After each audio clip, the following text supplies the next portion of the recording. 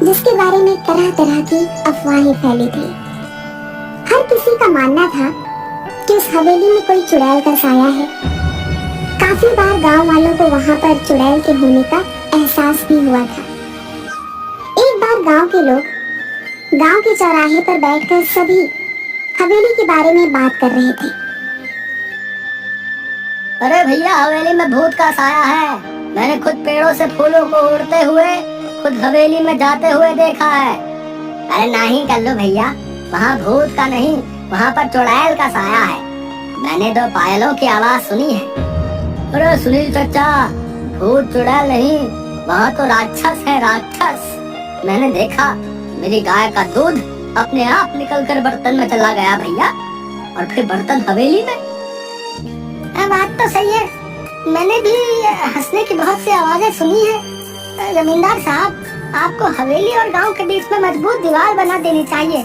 कम से कम ये भूत हमारे बच्चों को तो नुकसान नहीं पहुंचाएंगे। न जाने हवेली में भूत है कि चुड़ैल, लेकिन एक बार जब मेरे पति लकड़ियां काट रहे थे तो उनकी कुल्हाड़ी नीचे गिर गई। अचानक कुल्हाड़ी न जाने कैसे उड़ते हुए वापस उनके हाथ में आ गई। मेरी तो डर के मारे जान ही निकल गई थी। हाँ बेटिया, सच कहती हो, वहाँ कोई है जिसने हमारी सहायता की। मेरी पोती तालाब में डूब गई थी। अचानक तेज हवा चली और मेरी बेटी तालाब से उड़ती हुई बाहर आ गई। देखो भाइयों, मेरा बेटा अमेरिका से वापस आ रहा है। कुछ दिनों के बाद वो वापस चला जाएगा। उसे इन सब घटनाओं के बारे में खबर नहीं होनी चाहिए। उसके जाने के बाद मैं ये दीवार पक्की करवा दूंगा। गांव के एक किसान का बेटा भीखू खाद लेने शहर जा रहा था। रास्ता हवेली के सामने से ही गुजरता। जब वह हवेली के आगे से डरता हुआ पहुंचा तो उसने देखा एक सुंदर सी लड़की उसके सामने आकर खड़ी हो गई। तुम कौन हो और यहाँ क्या कर रही हो? तुम्हें नहीं पता ये हवेली भूतिया है, यहाँ रहना खतरे से खाली नहीं। मेरा नाम किरण है, मैं तो यही रहती हूँ। हम यहाँ आते जाते हैं, भूत तो नहीं देखा हमने कभी। अच्छा, पर ये तो भूतिया हवेली है, पर लोग कहते हैं यहाँ भयंकर चुड़ैलें रहती हैं। ये सब सुनकर भीखू मन ही मन डरने लगा। उसके दिमाग में यही चल रहा था कि जो कुछ भी आज तक उसने सुना वो सच है या झूठ। तभी किरण बोली, तुम्हें पता है मैं हवेली में ही रहती हूँ। ये क्या कह रही हो? पूरा गांव जानता है कि इस हवेली में भूत चुड़ैल रहती है। तुम चुड़ैल भूत जैसी चीजों पर विश्वास रखते हो? मैं फालतू में ही इतना सोच रहा हूँ। ये लड़की होकर भी नहीं डर रही। ये भूत चुड़ैल मन का वहम है, ये सच्चाई थोड़ी ना है। आओ तुम्हें मैं अपने बाकी लोगों से मिलवाती हूँ, इससे तुम्हारा डर हमेशा के लिए खत्म हो जाएगा।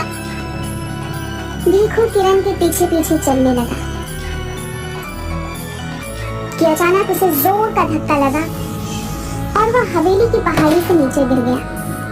गांव वाले तुरंत दौड़ते हुए भीखू के पास आए और पूछने लगे क्या हुआ। तभी भीखू के मुंह से बस ये शब्द निकले, हवेली, लड़की, किरण, हवेली।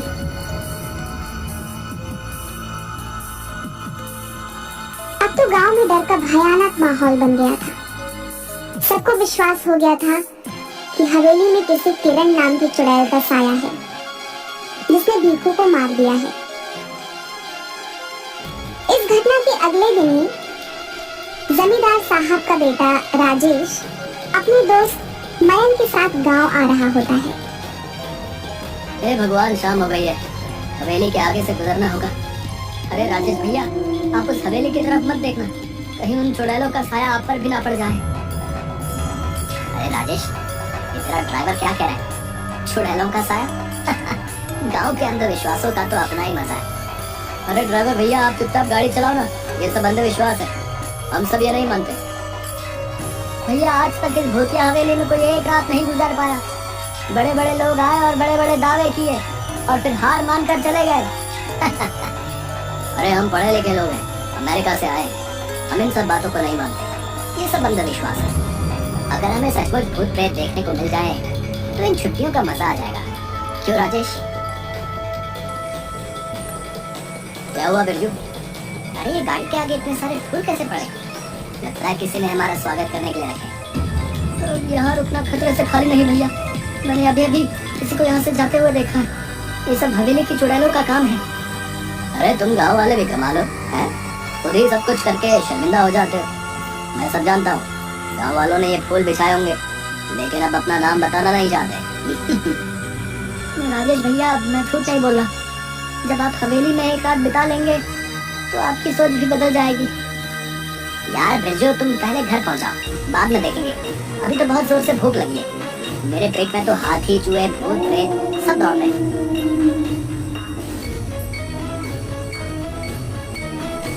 कुछ ही देर में दोनों दोस्त घर पहुंच जाते हैं और आराम से सो जाते हैं। अगले दिन जब वह गांव घूमने जाते हैं तो फिर गांव वाले उन्हें हवेली के पास जाने से मना करते हैं। आखिरकार गांव वालों की सोच को बदलने के लिए राजेश और मयंक उस हवेली में एक रात बिताने का फैसला करते हैं। ये मैं क्या सुन रहा हूँ राजेश? तुम हवेली में जाना चाहते हो? अरे तुम्हारा दिमाग तो ठीक है। मैं तुम्हें कभी इसकी आज्ञा नहीं दूंगा। पिताजी हम अमेरिका से पढ़कर आए हैं। हम ऐसे अंधविश्वासों को नहीं मानते। वैसे भी वो हवेली बहुत पुरानी है। हम उसे हेरिटेज होटल बनाना चाहते हैं। करोड़ों की प्रॉपर्टी है। अरे चाचा जी, हो सकता है इस हवेली में कुछ लोगों ने कब्जा करने के लिए इस तरह की अफवाहें उड़ाई हों। हम हमेशा के लिए इन सब का समाधान कर देंगे। ठीक है, अगर तुम लोग नहीं मानते तो जाओ, लेकिन अपने साथ 2 गार्ड, बंदूक और सुरक्षा का सारा सामान साथ ले जाओ।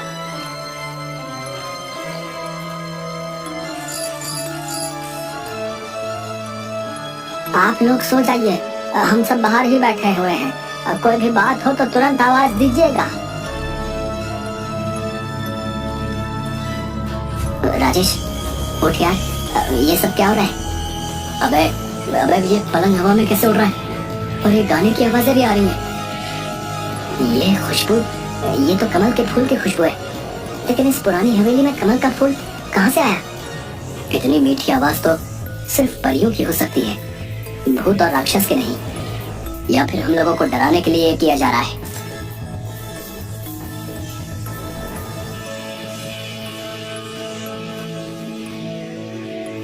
क्या तुमने वही देखा जो मैं देख रहा हूँ? हाँ यार, ये तो सचमुच भूतिया है। नहीं, हम यूँ विश्वास नहीं कर सकते। मुझे तो लगता है कि ये कोई ऐसा बंदा है जिसे इस टाइप के हॉरर इफेक्ट के बारे में बहुत कुछ पता है। चलो हवेली की लाइब्रेरी में चलते हैं, कुछ तो मिलेगा।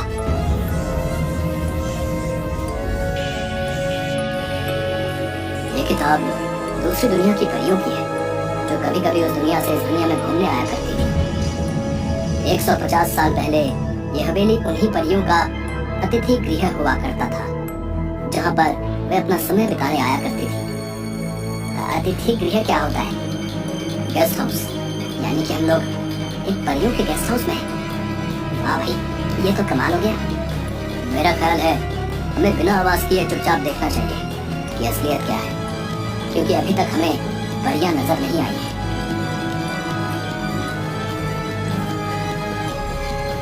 इसके बाद वो परियों का इंतजार करने लगते हैं। तभी अचानक उनके सामने जादुई संगीत बजने लगता है और बहुत सारी परियां सामने प्रकट हो जाती हैं। मैं हुस्न परी हूँ, हमारे घर में आपका स्वागत है मानव मित्रों। हमें खुशी हुई कि तुम हमारे यहाँ आए। आप दोनों तो कितनी अच्छी हो, तो आप लोगों से लोग डरते क्यों हैं? इसका जवाब तो वही दे सकते हैं। क्या तुम दोनों को भूख लगी है? हाँ, भूख तो लगी है। जो खाना लाए थे वो तो कब का खा चुके हैं हम दोनों। क्या तुम हमारी मदद करोगे इस हवेली की सफाई करने में? हाँ, क्यों नहीं। आवाज सुन जब गार्ड धीरज और मुन्ना अंदर आता है तो उसे मयंक और राजेश उड़ते हुए दिखाई देते हैं, पर परियां नहीं दिखाई देती। वो डर कर उन्हें छोड़कर वहाँ से भाग जाते हैं और जमींदार के पास पहुँचते हैं। जमींदार साहब, गजब हो गया। लगता है राजेश भैया और उनके दोस्त को भूतों ने अपने कब्जे में कर लिया।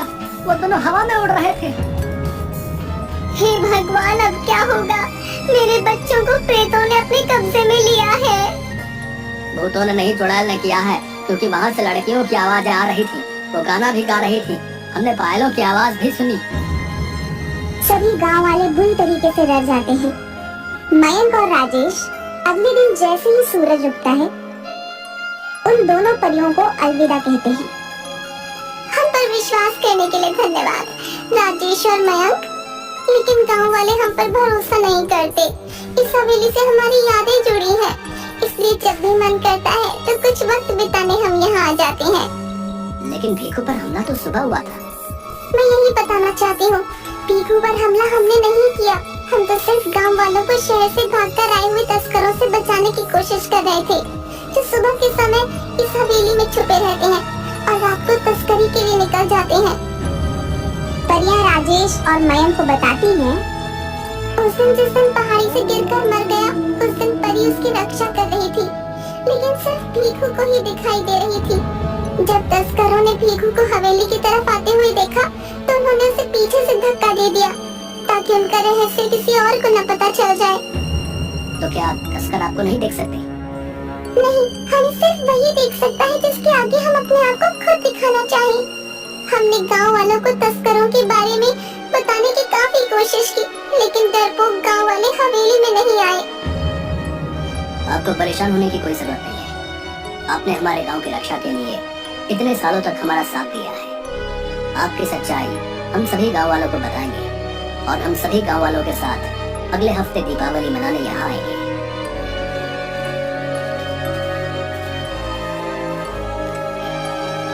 राजेश और मयंक सारी कहानी सबको बताते हैं। पुलिस को तस्करों की सूचना दे दी जाती है। पुलिस छापेमारी करती है और सभी तस्करों को गिरफ्तार कर लेती है। अरे आज तुम सब लोग हत्या चढ़े हो। अब देखो इंस्पेक्टर टोंडे तुम लोगों के साथ क्या करता है। सबके नाक में दम करके रखा था। थानेदार साहब धन्यवाद वक्त से आने के लिए। आप इन सबको कड़ी से कड़ी सजा दिलवाइएगा। इन्होंने भीखू की हत्या भी की है। अरे ले चलो रे इन सबको गाड़ी में भर के। आप सब गाँव वालों को अब इस हवेली से डरने की कोई जरूरत ना है। कुछ ना होता ये भूत प्रेत। समझदार बनो तुम सब राजेश और मयंक की तरह। गांव वालों को राजेश की बात पर भरोसा होने लगता है। दिवाली के दिन सभी गांव वाले हवेली की तरफ चल देते हैं।